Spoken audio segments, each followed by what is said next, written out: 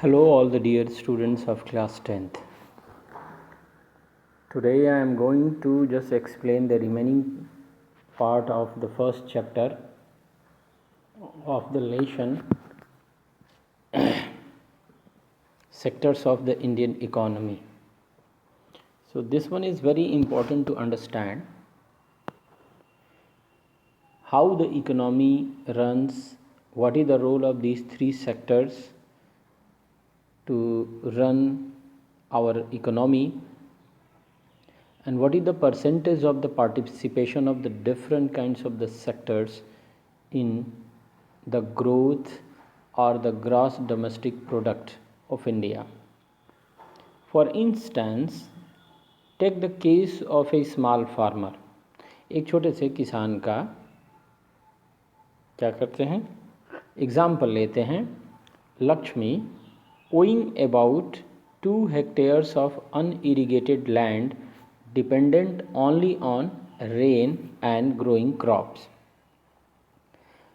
Unirrigated का मतलब असिंचित है, वहाँ सिंचाई की सुविधा नहीं है. Land dependent only on rain and growing crops, वो वहाँ पे जो है फसल उगाने के लिए केवल और केवल डिपेंड हैं बारिश पे.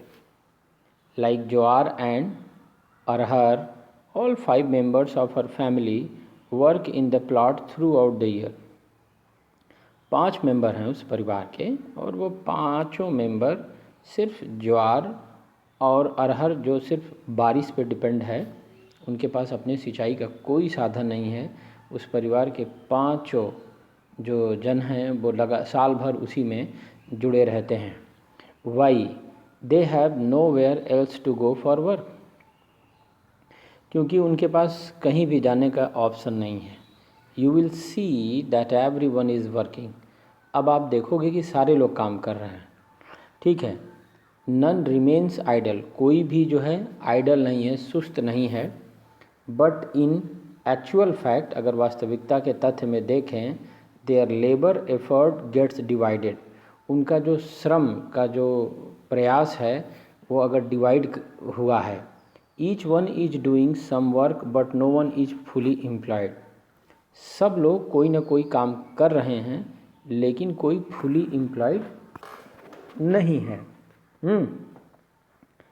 दिस इज द सिचुएशन, ये वही स्थिति है of under employment where people are apparently working. देखिए the definition you can find here, where people are apparently working but all of them are made to work less than their potential. लोगों को स्पष्ट रूप से लगेगा कि वो लोग काम कर रहे हैं, लेकिन वो सारे लोग जिनसे काम कराया जा रहा है वो काम कर रहे हैं जो उनकी पोटेंशियल से बहुत कम है. दिस काइंड ऑफ, इस प्रकार का कह सकते हैं कि अब हम आगे बढ़ते हैं अगले पे. This kind of under employment यहाँ पे is hidden in contrast. Under employment जो है वो छुपा रहता है, जैसे उसके अंतर में देखें, to someone who does not have a job and is clearly visible as unemployed. तो कहने का मतलब वो भी एक तरीके से बेरोजगार ही हैं, लेकिन वो जैसे लग रहा है कि वो काम कर रहे हैं, लेकिन रियलिटी में वो बेरोजगार हैं. और अगर इसके विपरीत देखा जाए तो वो बेरोजगार जिसके पास कोई काम नहीं है, वो आइडल बैठा हुआ है, एक वो है. लेकिन कहीं ना कहीं दोनों बराबर हैं. ठीक है. आयजदान एक साफ दिखाई दे रहा है और दूसरा साफ नहीं दिखाई देता, सिर्फ यही डिफरेंस है. ठीक है. अब इसको I think I should make some in large position, that's why visibility will be more clear and we can understand. Now supposing a landlord, अच्छा इसी को क्या कहते हैं, here it is also called disguised unemployment. इसीलिए इसको क्या कहते हैं, अदृश्य बेरोजगारी कहते हैं. Now supposing a landlord, मान लिया कि एक लैंडलॉर्ड है Sukhram, comes and hires 1 or 2 members of the family. वो आता है, ठीक है, मान लो एक ज़मीन का मालिक है, वो क्या करता है, सुखराम आता है और इन 5 परिवारों में से 1 या 2 व्यक्ति को जो है क्या करता है, काम के लिए हायर करता है अपने ज़मीन में। Lakshmi's family is now able to earn some extra income through wages. अब लक्ष्मी के परिवार के लोग जो है अब कुछ एक्स्ट्रा इनकम जो है इससे गेन कर सकते हैं। Since you do not need 5 people to look after that small plot, चूँकि आप जानते हो कि उस छोटे से प्लॉट पे काम करने के लिए 5 लोगों की ज़रूरत कतई नहीं है। 2 people moving out does not affect production on their farm. अगर उन 5 लोगों में से 2 लोग उस प्लॉट पे काम करने से नहीं जाते हैं, वो दूसरे काम में चले जाते हैं, तब भी उसके प्रोडक्शन में कोई फ़र्क नहीं पड़ता। 2 people moving out does not affect production on their farm. In the above example, 2 people may move to work in a factory. उसमें से 2 लोग किसी फैक्ट्री में काम करने चले जाते हैं। Once again the earning of the family would increase. फिर एक बार उस परिवार की इनकम बढ़ जाती है and they would also continue to produce as much from their land. और वो क्या कर सकते हैं, कंटिन्यू टू प्रोड्यूस, लगातार क्या कर सकते हैं, प्रोड्यूस कर सकते हैं as much from their land, उतना ही जितना वो पहले करते थे। ठीक है, तो ये बहुत इम्पॉर्टेंट चीज़ है, that should be clear in your mind, कि दिखाई देता है गरीबी क्यों रहती है, इतने सारे लोग रहते हैं तब भी। There are lakhs of farmers like Lakshmi in India. जैसे जो लक्ष्मी का हाल है, उसके परिवार का हाल है, भारत में ऐसे लाखों किसान हैं where the situation is same and there is a requirement of only 10 people but all the family members, whole the खानदान, you can say 50 people were working but the final goods is the same as 10 people can produce। तो ये विडंबना है हमारे भारतीय अर्थव्यवस्था और कृषि का, ठीक है, और कुछ पॉपुलेशन का भी है। दिस मीन्स दैट अगर हम माने कि इसका मतलब है that even if we remove a lot of people from the agricultural sector, कि अगर हम बहुत सारे लोगों को एग्रीकल्चरल सेक्टर से रिमूव भी कर दें and provide them with proper work elsewhere, और उनको कहीं और पर जो है काम जो है वो कर दें, एग्रीकल्चरल प्रोडक्शन विल नॉट सफ़र, तो वहाँ एग्रीकल्चरल प्रोडक्शन जो है वो सफ़र नहीं करेगा। The income of the people who take up other work, ठीक है, the incomes of the people, वो लोग जो दूसरे काम करते हैं, would increase the total family income, वो क्या कर देगा, पूरे परिवार का इनकम जो है वो बढ़ा देगा। ठीक है, दिस अंडर एम्प्लॉयमेंट, इस तरीके की अंडर एम्प्लॉयमेंट जो होती है, can also happen in other sectors, दूसरे सेक्टर में भी हो सकता है। फॉर एग्ज़ाम्पल, अगर उदाहरण के लिए कहें, there are thousands of casual workers, हज़ारों कैजुअल वर्कर्स हैं in the service sector, service sector में, इन अर्बन एरियाज़ में, who search for daily employment, जो रोज़ रोज़गार खोजते हैं। They are employed as painters, plumbers, repair persons and other doings odd jobs.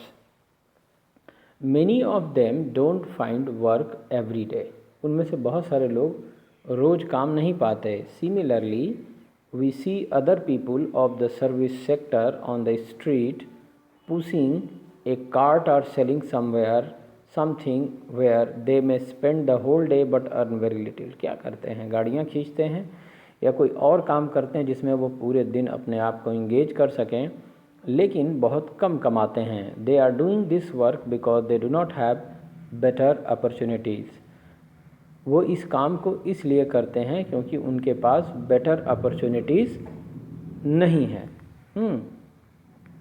तो ये बहुत बड़ा इम्पोर्टेंस ये वहाँ पे रोल प्ले करता है। चलिए, the next page I would like to explain. अब यहाँ पे एक छोटी सी चीज़ है, लेट्स वर्क दिस आउट, मैं थोड़ा सा इसको एलेबरेट करना चाहूँगा। डियर स्टूडेंट्स, इन इकोनॉमिक्स जितने भी ग्राफ हैं और इस तरीके की चीज़ें बनी हुई हैं, you must take care about it because it will help to clear your concept regarding the chapters and the topics. क्या कहता है, लेट्स वर्क दीज आउट। ऐसे बहुत सारी चीज़ें इसमें दी रहती हैं जिनको हम जो रहने वाले बच्चे हैं आज की सिचुएशन में, not possible to go out in the fields and find out the answers of your questions given in the books, practical way में समवेयर करने को तो कर ही सकते हैं, नो डाउट। कहता है complete the table using the data given in graph 2 and 3 and answer the question that follows. Ignore if data are not available for some years. जैसे शेयर इन जीडीपी, ठीक है, जीडीपी के share में इन तीनों सेक्टरों का कितना कितना जो है कंट्रीब्यूशन था वो आपको भरना है शेयर इन एम्प्लॉयमेंट में। तो आपको ये ग्राफ 1 और ग्राफ 2 एंड ग्राफ 3 से सर्च करना है और उसके बाद इसको फिलअप करना है। What are the changes that you observe in the primary sector over a span of 40 years? तो आप इसमें देखोगे कि 40 सालों में प्राइमरी सेक्टर्स के जो स्पैन है, जो टाइम स्पैन है, what is the changing you can see through these two graphs. अब यहाँ पे चूज़ करेक्ट ये सारी चीज़ें देता है, लेकिन सवाल ये है कि हम लोग प्रॉब्लम पे बहुत बात किए। The main thing is that कि हम उसके सल्यूशन के बारे में बात करें कि how can we create. Our next heading is the same, how to create more employment, कैसे हम ज़्यादा से ज़्यादा रोजगार का सृजन करें। Dear students, you may have watched I think this topic at the time of watching television.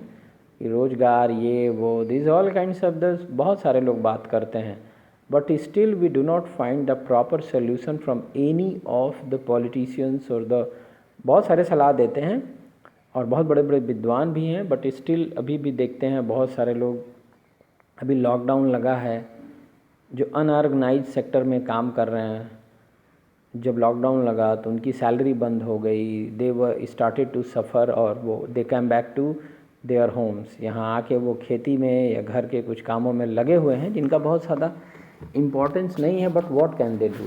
और ये सिचुएशन इसी पे चल रही है। कहता है फ्रॉम द अबव डिस्कशन, अगर हम बात करें इस डिस्कशन के आधार पर, तो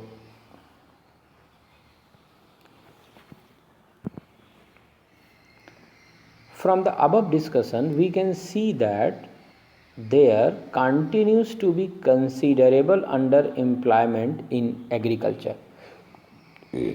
विचारणीय और गंभीर दोनों यू कैन से कि एग्रीकल्चर सेक्टर में अंडर एम्प्लॉयमेंट है बहुत सारे। There are also people who are not employed at all. In what ways can one increase employment for people, अगर किस रास्ते से ज़्यादा लोगों के लिए एम्प्लॉयमेंट जो है वो क्रिएट किया जा सके। Let us look at some of them. चलिए बात करते हैं उनमें से कुछ। Take the case of Lakshmi with a 2 hectare plot of unirrigated land. Lakshmi का केस लेते हैं, 2 हेक्टेयर है जो अनइरिगेटेड लैंड है। The government can spend some money और banks can provide a loan. Government कुछ पैसे खर्च कर सकती है या बैंक लोन प्रोवाइड करें। टू कंस्ट्रक्ट ए वेल, एक कुआं बनाने के लिए, for her family to irrigate the land, जिससे वो अपने खेतों को सिंचित कर सके। Lakshmi will then be able to irrigate her land. उसके बाद लक्ष्मी इस लायक हो जाएगी कि वो अपने खेतों की सिंचाई कर सके। And take a second crop, और जो वो सिर्फ और सिर्फ साल भर में एक फसल उगा पाती है, दूसरी फसल भी आएगी, क्योंकि रेनी सीजन में सिर्फ होता है, से is totally dependent on the rain. Okay, wheat during the Rabi season. Let us suppose that 1 hectare of wheat can provide employment to 2 people for 50 days, including sowing, watering, these all kinds of the so this is very important regarding that. यहाँ पे हम कह सकते हैं, let us suppose that 1 hectare of wheat can provide employment to 2 people for 50 days, including sowing, watering, fertilizers. इस तरीके की चीज़ें यहाँ पर रहती हैं। तो ये सबसे इम्पोर्टेंट चीज़ है और इसको हम थोड़ा सा और डिटेल में बात करेंगे। ओके, तो अभी मैं थोड़ा सा एक ब्रेक लूँगा and we will meet in next video. Thank you very much dears.